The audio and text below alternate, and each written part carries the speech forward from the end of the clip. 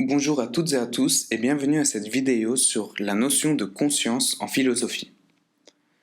Penchons-nous d'abord sur des problèmes liés à la conscience, et par rapport au point de vue de l'existence humaine et de la culture. Tout d'abord, on va se demander, faut-il faire confiance à notre conscience? Normalement, notre conscience nous donne accès à notre vie intérieure, nous permet de nous isoler de l'agitation extérieure et de mieux choisir nos actions. Toutefois, ne peut-elle pas également nous tromper en détournant notre attention des causes qui nous influencent malgré nous?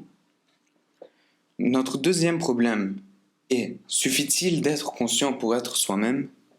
Mon identité personnelle suppose que quelque chose subsiste de moi-même dans le temps. Cet élément persistant se situe-t-il plutôt dans mon corps ou dans ma conscience de moi? Passons maintenant au point de vue de la morale et de la politique. Est-il possible de ne pas avoir de conscience morale? Toute personne humaine est censée posséder une conscience morale qui l'avertit au moment d'accomplir une bonne ou une mauvaise action. Toutefois, dans certaines circonstances, sommes-nous capables de ne pas entendre du tout la voix de notre conscience? Enfin, passons au point de vue de la connaissance. Si je m'imaginais à la place d'un autre, pourrais-je comprendre sa conscience de lui-même? Chaque individu conscient n'a accès qu'à son propre ressenti subjectif et pas du tout à celui des autres. Pour autant, faut-il renoncer à comprendre le point de vue d'autrui ou bien est-il possible de l'imaginer sans le réduire à mon propre point de vue? Notre deuxième problème est que la science peut-elle comprendre la conscience? Pour être conscient, il faut posséder un cerveau. Toutefois, pour comprendre le fonctionnement de la conscience, la science peut-elle se contenter d'expliquer nos mécanismes cérébraux ou bien doit-elle aussi tenir compte de notre ressenti subjectif? Enfin, notre dernier problème est que suffit-il de s'observer soi-même pour avoir conscience de soi? La conscience est souvent représentée comme une sorte de regard introspectif, tourné vers soi-même, analogue à la façon dont on perçoit les objets extérieurs. Toutefois, cette analogie est-elle exacte? Ma conscience de moi-même ne passe-t-elle pas aussi par une connaissance intuitive non sensorielle? Passons maintenant aux concepts clés liés à la conscience. Tout d'abord, nous avons plusieurs types de conscience. Nous avons la conscience réflexive. C'est la capacité mentale qui me permet de me rendre compte instantanément de ce que je suis en train de faire. Nous avons la conscience phénoménale.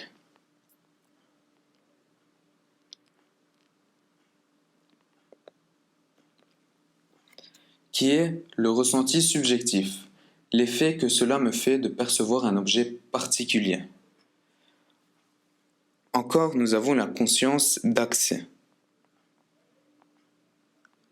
qui correspond à l'ensemble des informations qui sont accessibles pour l'esprit. Et finalement, nous avons la conscience morale, qui est la capacité morale qui me permet de me juger responsable des bonnes ou mauvaises actions accomplies. Nous avons aussi trois repères, objectif, subjectif et intersubjectif. L'objectif, c'est ce qui ne dépend que de l'objet dont il est question, ce sur quoi tout le monde peut s'accorder, et il correspond au domaine du savoir. Par exemple, la Terre tourne autour du Soleil est une proposition objective. Le subjectif, c'est ce qui dépend du sujet formulant le jugement, ce qui varie d'une personne à l'autre, et qui correspond au domaine de la croyance. Par exemple, la Terre me semble immobile et le Soleil en mouvement, exprime un jugement subjectif. Enfin, l'intersubjectif, c'est la construction d'un accord entre plusieurs sujets à l'issue d'un dialogue ou d'une recherche commune. Le Soleil se lève à l'est, même si on sait bien qu'il ne tourne pas autour de nous, est une affirmation intersubjective.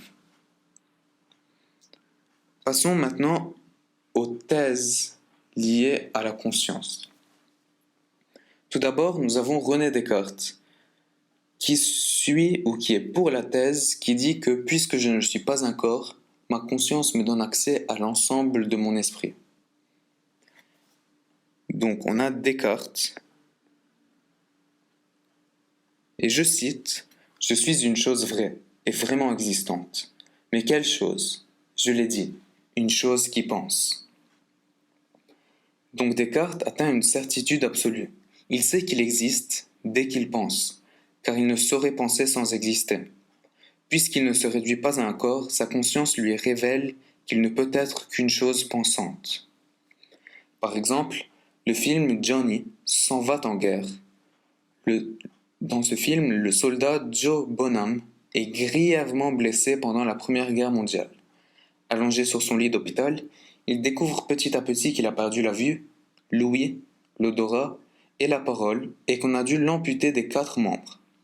Le personnel soignant ignore s'il est toujours conscient. Le film nous fait entendre son monologue intérieur. Il se souvient de sa vie avant et pendant la guerre, s'interroge sur ce qui se passe autour de lui et espère pouvoir établir un contact avec autrui. L'amputation du corps empêche-t-elle le personnage de conserver la conscience de ce qu'il est? Objection. Serait-il encore possible de prendre conscience de soi-même sans aucun corps?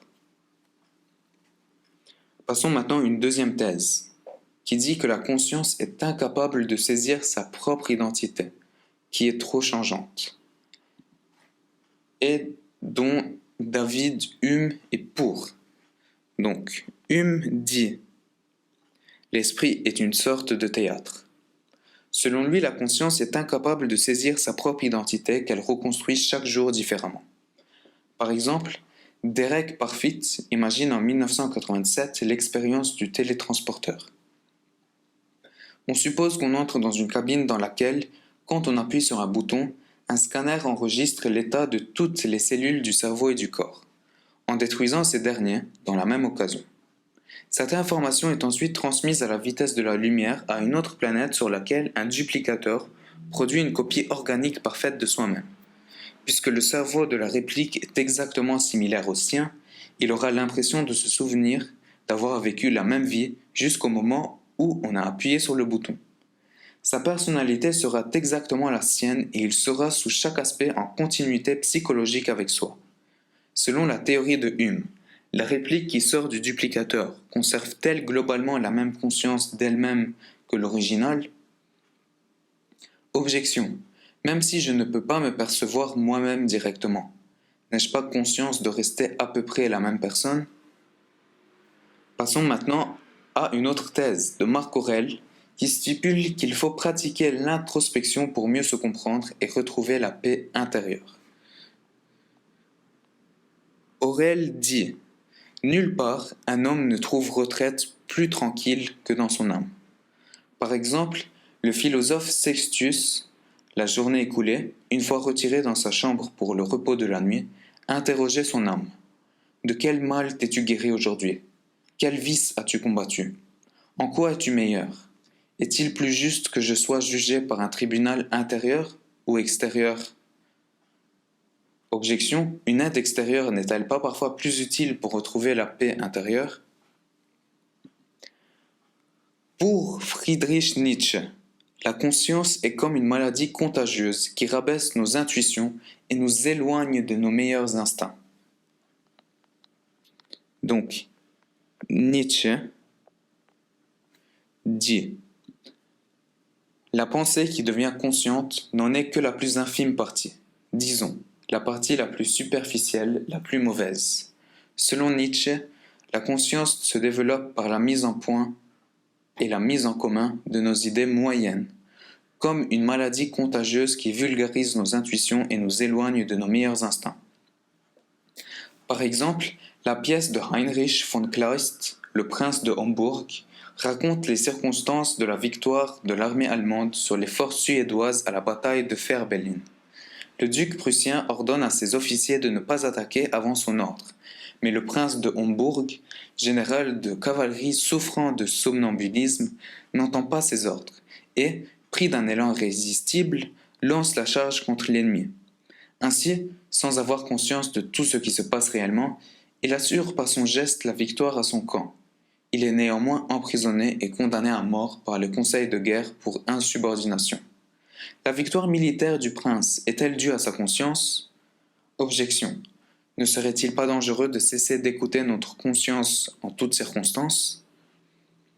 Passons maintenant à la thèse d'Henry Bergson, qui stipule que la présence de la conscience à un fort degré garantit notre liberté de choix. Donc, Bergson dit « Conscience est synonyme de choix ». Selon lui, la conscience est une activité présente à divers degrés chez tous les êtres vivants. Chez les êtres humains tout particulièrement, sa présence à un fort degré garantit la liberté de choix. Par exemple, en 1972, le psychologue Walter Mischel a imaginé le test du marshmallow pour mesurer le degré de contrôle de soi d'enfants de 4 ans. Dans une pièce sans distraction, on laisse chaque enfant devant une guimauve qu'il peut manger immédiatement s'il le souhaite, mais on le prévient que, s'il réussit à patienter jusqu'au retour de l'adulte, il obtiendra 2 guimauves.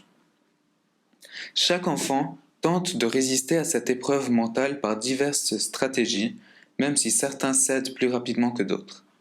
Les tests qui ont été suivis sur une vingtaine d'années ont montré que les enfants qui ont résisté au moins 15 minutes ont, plus tard, mieux réussi leurs études et leur vie familiale à l'âge adulte que ceux qui ont cédé trop rapidement. La capacité de résister consciemment à la tension révèle-t-elle une plus grande liberté de l'individu? Objection. Notre capacité à choisir n'est-elle pas aussi limitée par des facteurs sociaux dont nous n'avons pas conscience? Enfin, la dernière thèse de Karl Marx, qui dit « Notre conscience collective nous empêche d'apercevoir les injustices sociales. » Et je cite « Ce n'est pas la conscience qui détermine la vie, c'est la vie qui détermine la conscience. » Selon Marx, la conscience des individus est déterminée par leurs conditions matérielles d'existence et les empêche d'imaginer d'autres organisations sociales plus justes. Par exemple, Raymond Aron, sociologue français libéral, affirme que, pendant son enfance, il n'avait pas clairement conscience de la classe sociale bourgeoise à laquelle il appartenait. Les dominants ne perçoivent pas qu'ils sont inscrits dans un monde particulier. Pendant qu'il se préparait aux études longues et aux filières prestigieuses, les enfants de sa potentielle femme de ménage, au même âge, se préparaient à entrer en usine où y étaient déjà entrés. Qu'est-ce qui explique le mieux les prises de position d'Aron, ses conditions de vie matérielle ou sa conscience intellectuelle? Objection. Le recours à la conscience n'est-il pas indispensable pour se rendre compte que nous sommes déterminés? J'espère que vous avez apprécié cette vidéo et à bientôt.